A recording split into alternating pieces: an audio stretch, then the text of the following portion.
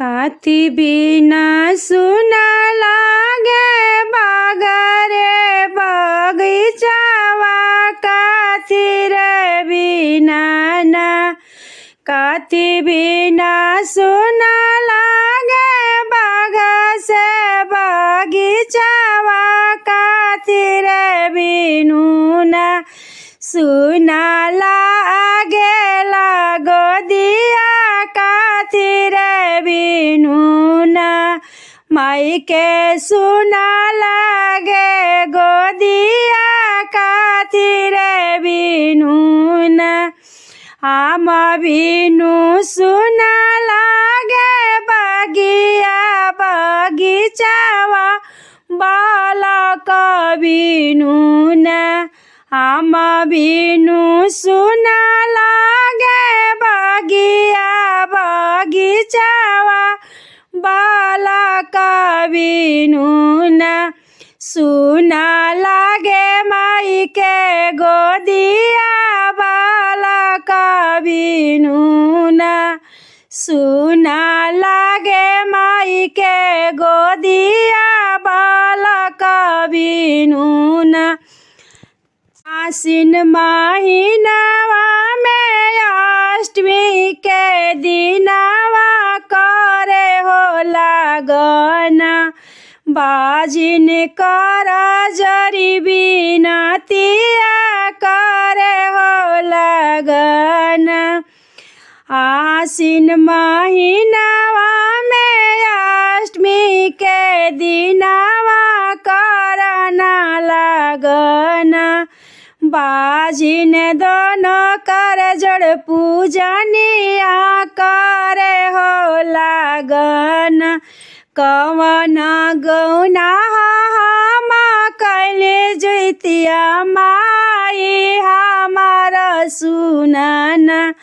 तुहू कैले बाड़ू गोदिया हमार सुनाना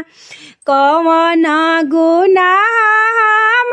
कैले जुत बाहन बाबा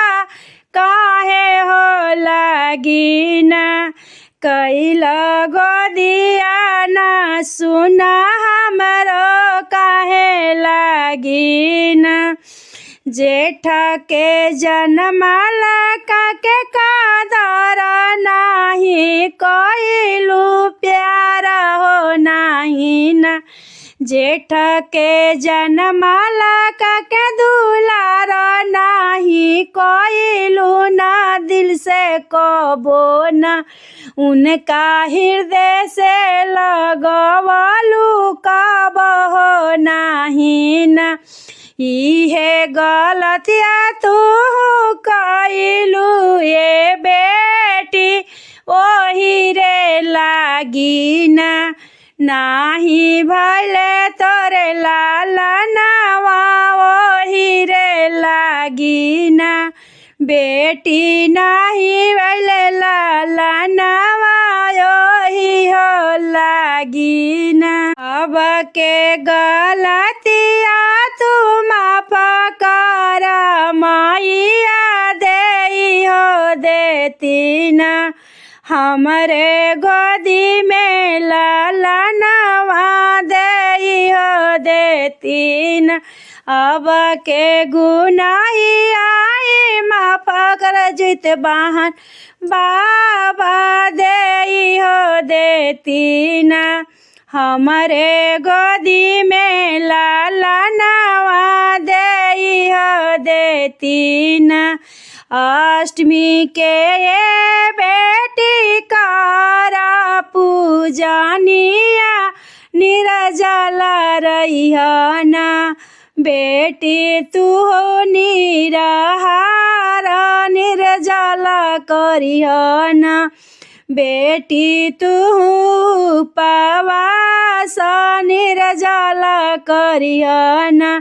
तोहरा ही खेलिया बेटी आंगन में लाला नवा भूलाई के जानी ना